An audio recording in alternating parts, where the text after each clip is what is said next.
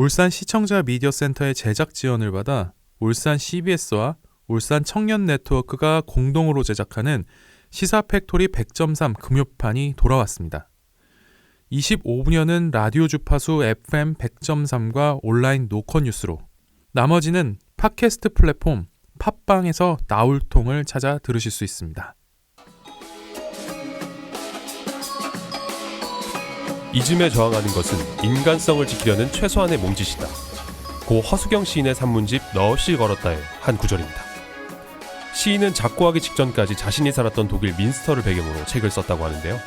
책에는 독일 사회가 나치의 만행을 잊지 않기 위해 노력하는 다양한 모습이 나타납니다. 이를 보며 허수경 시인은 누군가 겪은 억울한 일을 잊는 순간 인간성을 상실할 수 있다며 기억의 중요성을 강조합니다. 86.2% 울산시청 내 성폭력 피해 경험 수치죠. 이 실태조사 결과를 비롯해 성희롱 사건의 가해자로 지목된 북구청 성희롱 고충 심의위원장, 직장 갑질로 인사를 앞둔 북구 보건소장 등 우리가 잊어서는 안 될 일들이 참 많습니다. 참고로 북구 보건소장에 대한 인사위는 6월 달 중에 열린다고 합니다. 오늘은 이와 관련해 성폭력과 직장 갑질로 얼룩진 공무원 사회, 개혁이 필요해라는 주제로 파워 인터뷰 준비했습니다. 저는 시사팩토리 100.3 금요판과 팟캐스트 나울통의 진행을 맡은 조강래입니다. 안녕하십니까. 법률 전문가 이동훈입니다. 안녕하십니까. 완벽 정치해설가 이태인입니다. 주무관법이라는 말이 있습니다. 공무원 조직과 함께 근무하는 한 위탁기관에서 실제로 사용하는 말이라고 하는데, 업무를 진행하면서 계획과 지침보다는 담당 주무관의 말 한마디가 더 중요한 주무관법. 국민권익위가 공공기관 갑질 관행을 뿌리 뽑겠다며 공무원 행동강령을 개정 및 시행한 지 1년이 넘은 지금 과연 공무원 사회는 얼마나 변화했을까요? 분명한 건 여전히 우리는 공무원 사회를 권력의 갑질이 만연하는 사회로 인식하고 있습니다. 오늘은 스튜디오 손님 3분을 모셨습니다. 스튜디오가 아주 꽉 찼습니다. 열기도 아주 후끈후끈하네요. 네, 첫 번째로 민주노총 공무원노조 울산지역본부 북구지부의 정재용 지부장과 우리 강승엽 조직부장 모셨습니다. 그리고 또 울산신문의 정혜연 기자도 함께 모셨습니다. 세 분 안녕하세요. 예, 안녕하십니까. 네, 세 분 정재용 우리 지부장부터 청취자들께 짧게 소개 부탁드리겠습니다. 예, 전국공무원노동조합 울산지역본부 북구지부장을 맡고 있는 정재용입니다. 네, 우리 강승엽 조직부장. 네, 반갑습니다. 네. 같은 활동하고 있는 조직부장 강승협입니다. 반갑습니다. 네, 정혜원 기자님 소개 부탁드립니다. 네, 안녕하십니까. 북구청 출입을 맡고 있는 울산신문 사회부 정혜원 기자입니다. 네, 세 분 이제 시작할 텐데 긴장을 조금 풀어주시고요. 아까 제가 인사를 드렸는데 인사가 안 해주셔가지고 살짝 서운할 뻔했어요. 네, 좋습니다. 그럼 파워 인터뷰 시작하도록 하겠습니다. 오늘 저희 방송 주제가 이 성폭력과 직장 갑질로 얼룩진 공무원 사회, 개혁이 필요해입니다. 그래서 오늘 주제와 관련된 출연자분들을 모신 건데요. 직장 민주화를 위해 투쟁을 벌이고 있는 공무원 2분, 그리고 이 문제를 알리기 위해 기사를 썼던 기자 한 분입니다. 첫 번째 질문입니다. 지난해 북구에서도 성희롱 사건이 공무원 사회를 휩쓸고 지나갔죠. 북구청 노조에서 이에 적극 대응했다고 알고 있습니다. 지난번 저희 방송에도 성폭력 관련 주제가 나왔었는데, 울산시청 공무원 노조의 임순택 노조위원장은 30년 정도 공무원 생활을 하면서 당한 성폭력을 다 끄집어내면 어떻게 하냐, 성폭력 실태조사 부정한다라고 답했습니다. 이 대응과 비교했을 때 북구청 공무원 노조의 대응은 상당히 달라요. 정재용 지부장님 자세히 좀 이야기해 주시죠. 먼저 저희가 울산시 공무원 노조위원장 발언에 대해서 같은 노동조직에 있는 사람으로서 네. 평가를 한다는 건 좀 부적절한 것 같고, 네, 다만 최근에 네. 저희 언론을 통해서 많이들 아시겠지만 네. 56년 전에 성폭행을 당했고 그 과정에서 저항을 하다가 네. 이제 가해자를 이제 상해를 입혔다는 이유로 네. kok살이를 했던 그 사건이 있었고, 네. 그 여성분이 또 재심을 신청하셨습니다. 네, 그렇습니다. 이 사건뿐만 아니라 또 이 설문조사와 관련해서 30년 전에 일어났던 성희롱, 성폭력 사건에 대해서 네. 설문조사 결과에서 나왔다는 것은 그 해당 여성분이 네. 여성 공무원이 아직도 그 아픔을 가지고 있고 네. 현재 진행형이 문제라는 거죠. 네, 네. 그래서 이건 성감수성과 관련된 문제라서 그 부분에 대해서는 같은 공무원 노동자로서 조금 아쉬운 부분이 있습니다. 그래서 네. 최소한 이제 성희롱 성폭력 사건이 원래 이제 지침상 마무리가 되고 나면 네. 전체 직원들 그 조직 사업장에 있는 전체 직원들을 대상으로 설문조사를 하게 돼 있고 네. 설문조사는 이제 노동조합이라든가 기관을 배제한 전문 기관에서 하는 거고 그 사실을 통해서 저희가 우리 조직의 문제를 다시 한번 보고 그 조직의 문제를 그대로 바라보고 다시 시작할 수 있는 계기로 삼아야 되는 거지. 네. 그 설문조사를 비판하는 거는 참 잘못된 부분이라고 생각합니다. 새로운 계기로 받아들여야 된다. 네. 실태조사 결과를. 네. 그렇다면 그런 동기에서 이제 적극적인 대응이 이루어졌다고 볼 수 있겠네요. 지난해 북구청에서 있었던 성희롱 사건 개요를 우리 아까 정혜원 기자께서 좀 간략하게 설명해 주실 수 있을까요? 네. 네, 이 사건은 공무원 노조 북구지부가 지난해 5월 기자회견을 하면서 공식적으로 알려지게 됐습니다. 네. 당시 노조는 기자회견하기 이전인 3월 북구청 간부 공무원의 성희롱 발언 제보를 조합원으로부터 받고 문제 제기를 하며 성명서를 발표했었죠. 네. 그때 당시에 문제 제기를 했던 노조와 피해자들은 진정성 있는 사과를 원했었습니다. 그런데 당시 가해자인 고위 공무원은 제보자를 색출하는 등 2차 가해를 주장하면서 기자회견 및 성희롱 신고까지 진행하게 된 겁니다. 2차 가해가 있었군요. 네. 또 당시 고위 공무원이 그 구청 내 성희롱 고충 심의위원회 위원장직을 맡고 있어서 더 논란이 되기도 했었죠. 네. 그래서 이거란 북구청은 당시 바로 직위 해임을 하긴 했지만 그때 당시에 이런 직에 있는 사람이 이런 가해를 저질렀다는 거는 일반 시민들이 보기에도 되게 논란이 있을 소지가 있었던 것 같습니다. 네. 또 북구청에서 구성한 그 성희롱 피해 조사 완료 후에 징계 의결 요구를 울산시 인사위원회에서 상정되고 나서야 이제 가해 당사자는 직위 해제가 됐습니다. 네. 그리고 그 몇 달간 피해자와 정신적 고통을 입었기 때문에 이제 당시 노조는 당시 피해자랑 가해자가 즉각 분리 조치를 해야 된다라고 그렇게 주장을 했었지만 네. 결국 이행되지 않아서 아쉬운 부분이 또 있었죠. 네. 또 결과적으로 울산시 인사위원회에서 정직 3개월 강등 결정을 내렸었습니다. 그러나 이제 가해자로 지목된 고위 공무원은 해당 결정은 불합리하다며 소청을 했고 최종적으로 한 단계 감경돼 정직 3개월로 결정됐었습니다. 또 이런 거에 있어서 이제 결과는 또 부당하다고 또 노조 측에서는 또 이거는 양성평등기본법에 따른 성희롱은 공적을 감안해 감경할 수 없도록 구정돼 있었음에도 불구하고 소청으로 감경했다고 또 다시 문제를 제기하기도 했었죠. 네. 그랬군요. 네, 정 기자님 북구 출입 기자시잖아요. 이제 북구에 또 다른 이슈가 있던데 직원들 대상으로 3년 가까이 직장 갑질을 하다가 이게 직위 해제됐던 울산 북구 보건소장에 대한 인사위원회가 코앞이라고 들었습니다. 사건 한두 개 연속선상에서 대여섯 가지 갑질 행위가 있던 것 같은데 직원들을 어떤 식으로 괴롭힌 겁니까? 이거는 그 지난 2019년 11월 보건소장 갑질에 대해서 조합원들의 제보가 있었고 지금까지 논쟁을 펼치고 있는 사안인데요.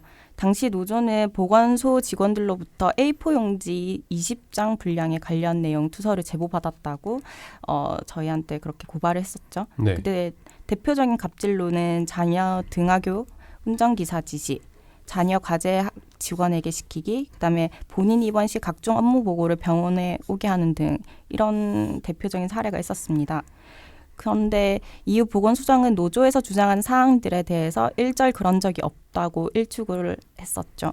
그리고 현재 이제 옆에 계신 강승엽 조직부장께서는 여기에 대한 허위 사실에 의한 명예훼손으로 고발당한 상태이고요. 아, 그렇습니까? 강순혁 조직부장께서는 어떤 허위 사실을 이야기하셨길래 고발까지 당하신 겁니까? 뭐 시기적인 상황부터 먼저 말씀드릴 것 같은데요. 네네. 지금은 조직부장 역할을 하고 있지만 당시에는 북구지부장 역할을 수행하고 있었습니다. 네. 그래서 북구지부장으로서 조합원의 아픔을 자시할 수 없어 네. 방금 정혜영 기자께서 먼저 설명해 주신 자녀 등하교 운전기사를 지시하거나 자녀 과제를 직원에게 시키는 등의 갑질 행위를 고발한 것뿐이지 네. 그 일체의 허위 사실은 없었어요. 근데 네. 본인은 이 모든 것을 부정하기 때문에 허위 사실로 주장을 하면서 저를 고발했고 네. 저만 고발하는 것이 아니고 강승엽 외 불상의 다수인을 고발한 상태입니다. 다수 인원. 네네. 네.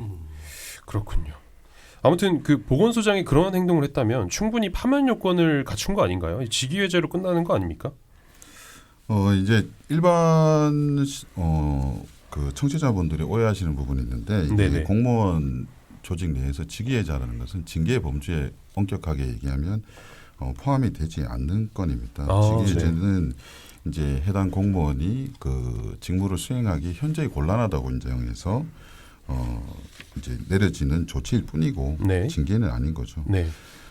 그리고 이 사건도 마찬가지로 저희가 이제 아까 좀 전에 얘기했던 성희롱 사건처럼 이제 피해자와 가해자의 즉각적인 분리를 요구했음에도 불구하고 네. 조사 이후에 이제 혐의 사실을 일부 인정해서 중징계 요구를 하면서 네. 이제 직위해제 조치를 북구청에서 한 거고요. 네. 조사 완료 이후에 이제 2월달에 울산시 인사위원회 심의가 있었는데 울산시 인사위원회 개최 이후로 가장 장시간의 심의를 했다고 합니다. 그러니까 4시간이 넘는 심의를 했는데 아이고. 네. 결국 이제 결론이 안 나고 해당 인사위에서는 울산광역시에 해당 사건에 대한 재조사를 지시를 했고요. 네. 마침 그때 2월달이라서 2월 20일 정도에 저희가 울산 지역도 코로나19가 심각 상태로 접어들면서 그렇죠. 보건소 직원들이 네. 이제 그 업무에 다 이제 집중을 해야 되다 보니까 조사가 안 이루어졌고 네. 최근에 이제 코로나가 좀 진정세로 접어들면서 5월에서야 이제 조사를 마쳤고 네. 6월 중에 조만간에 이제 인사위가 있을 것으로 저희는 예상을 하고 있습니다. 네. 노조는 보건소 조합원들이 보건소장을 파면이라는 중징계로 다스려 다시는 공직사회에 오지 못하게 해야 된다는 입장을 아직도 견지를 하고 있고요. 네. 그래서 오늘 방송에서도 이 부분에 대해서 좀 중하게 다뤄졌으면 합니다. 네, 알겠습니다. 그러면 소장이 복귀하면 이제 사직서 내겠다는 조합이 있다고 저는 들었습니다. 이게 조합원이 있다고? 네, 조합원이 있다고 들었는데 네네. 정 기자님 보기에 분위기가 어떤가요 지금? 아무래도 이 사건 같은 경우에는 당초 2월 1차 인사위원회에서 잠정 보류돼서 이제 다시 재개를 하는 거죠. 3개월 만에. 그렇죠. 그러다 보니까 이제 사건 당시에는 사건 당사자 간에 엇갈린 주장이 좀 오고 갔었어요. 그러니까 당시 위원분들께서도 이제 뭔가 어떻게 이게 딱 확연히 드러나는 뭔가 증거라는 그런 게 없으니까 여기에 대해서 좀 더 고심을 해봐야겠다 해서 이제 다시 재조사가 이뤄졌기 때문에 아무래도 보건소 직원들은 좀 두려워하고 있는 것 같습니다. 네.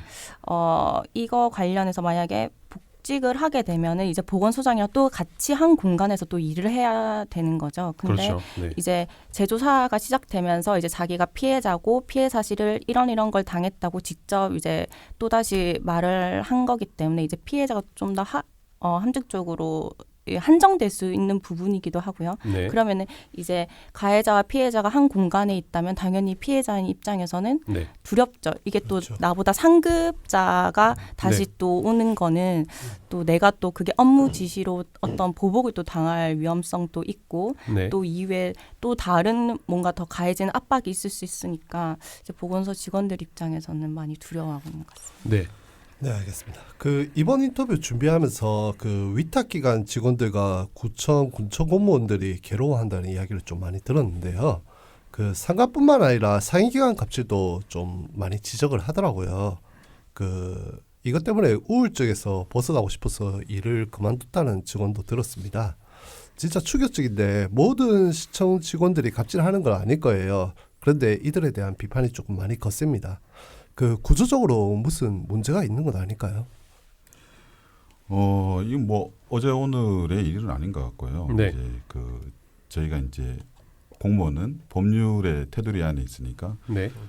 법률의 내용을 보자면 이제 지방자치법이나 지방 이제 자치에 관한 법률을 보면 네. 울산광역시가 결코 기초자치단체인 구군의 상위기관 아닙니다. 이제 법률상으로는 네. 평등한 기관으로 명시를 하고 있지만 감독 기능을 일부 수행하는 건 맞습니다. 감사라든가. 네. 근데 이제 여러 가지 이제 예산도 배분하고 하다 보니까 이제 지방 공무원 그러니까 기초자치단체 공무원을 울산시청 공무원들이 어떻게 다루냐면 네. 일방적으로 지시를 하고 협의 없이 그냥 일방적으로 지시하고 자료 같은 경우도 오늘 요구해서 내일 내라고 한다든가 네, 내일 네. 아침에 내라고 한다든가 이런 것도 있고요. 최근에는 코로나19 관련해서는 저희가 이제 코로나19 관련해서 울산광역시가 주요 이제 거점 출입구에다가 열화상 카메라를 운영하고 거기에 직원을 배치하는 일이 있었습니다. 그렇죠. 네. 당연히 이거는 시청 전체가 같이 대응을 해야 되는 문제임에도 불구하고 네. 기초자치단체 공무원만 네. 일방적으로 배치를 해서 저희 공무원노조 울산 지역본부에서 네. 울산광역시를 항의 방문해서 네. 뭐 일부 뭐 시외버스 터미널 같은 경우에는 시청에서 일부 맡기는 했지만 네. 나머지는 뭐 여전히 아직도 구군 공무원이 감당하고 있는 부분이고요. 네. 이뿐만 아니라 마스크 배분. 이제 저희가 마스크 대란이 일어났었지 않습니까? 그래서 지방 정부에서 마스크를 구민이나 시민들에게 이제 배분하는 작업에 있어서도 자기들은 물량만 내려주고 공무원들이 그러니까 기초자치단체 공무원들이 다 배분을 했었습니다. 그렇군요. 네. 그것뿐만 아니라 재난지원금과 관련해서도 네. 재난지원금 배분 업무에 관해서 공무원노조 울산지역본부에서 이것도 똑같이 기초지자체 공무원들에게 일방적인 부담을 안기는 거 아니냐는 우려가 있어서 네. 시청 공무원도 이 업무에 현장에 배치해서 같이 하자고 요구를 했음에도 불구하고 네. 시청은 준비하겠다는 얘기만 하고 아예 움직이지 않았습니다. 그래서 네. 이런 부분은 네. 좀 고쳐져야 된다고 생각합니다. 알겠습니다. 네. 저희가 이제 오늘 공무원 갑질 관련 주제로 파워 인터뷰를 진행하고 있습니다. 저희가 오늘 주제와 관련해 사전에 여러 사연을 제보를 받았는데요.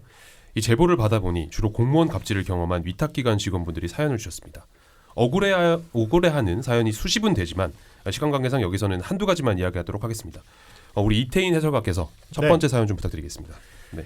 엑셀에서 기호와 수식 수천 개를 지우다 미친인 줄 알았다는 하소연도 들었습니다. 연락처, 계좌번호, 주민번호 등에 들어가 있는 하이픈 기호, 빼기 표시라고도 하는데 이걸 지우는 게 위탁기관 담당자에게는 제일 흔한 업무라고 합니다. 네. 같은 내용을 가지고 수식이나 기호가 온전히 들어가 있는 양식과 이걸 다 뺀 양식 두 가지를 만들어야 한다고 하는데 네. 그래서 이걸 왜 하냐고 물어봤더니 시청 직원들이 자신들의 편의를 위해 별도로 요청한다고 합니다. 그렇군요. 네. 구시대적 행정 절차를 개선하려는 노력보다는 만만한 위탁기관의 업무를 떠넘겨 버리는 겁니다. 위탁기관 담당자는 슬래시, 하이픈 등 기호를 일일이 지워서 서류를 하나 더 만들어야 하는 건데 그 목록에 들어간 인원이 수천 명에 달하면 담당자는 하이픈과 슬러시 수식 공포증에 걸릴 수밖에 없는 거죠. 그렇군요. 네. 이분은 또 1년 근무하면서 빼기 표시만 10만 개 넘게 지운 것 같다며 치를 떨었습니다. 130만 개 안에서 삭제하는 수식의 숫자는 칸마다 2개 정도니까 260만 개인데요. 그렇게 계산되나요? 수식 한 개당 마우스는 2번 클릭하고 백스페이스는 4번 눌러야 해요. 너무 쪼잔해 보이지만 1560만 번의 프로세스가 발생하고 행정력 낭비 수준이 이건 너무 어마어마합니다. 네, 계산이 아주 치밀하시군요. 네. 이런 사례 들으니까 그 행정에서 늘 말하는 행정 간소화 이거 그 누구를 위한 건가 의문이 좀 들기는 합니다. 네. 그 공무원들 일 편하게 해주려다 보니까 힘없는 위탁기관 직원들이 행정 가부화에 걸리는 형국인 것 같은데 어찌 보면 참 사소하고 좀 쪼잔하긴 합니다.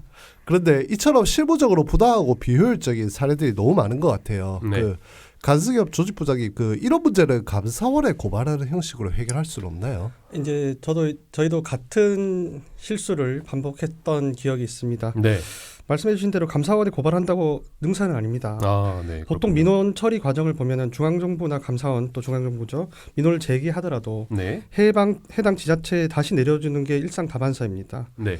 그러면 민원 입장에서는 상위기관, 상급기관에 나서면은 다르겠지라고 기대는 입장이 있으실 겁니다. 그래서 네. 중앙부서에 민원을 제기하시지만 네. 오롯이 그거는 해당 기관, 해당 지방자치단체로 다시 내려오게 됩니다. 네. 그러면 좀 전에 내가 어떤 민원을 제기해서 부딪혔던 그 해당 공무원과 중앙부처를 거쳐서 다시 만나는 그 현장이 이제 반복되는 거죠. 네. 네.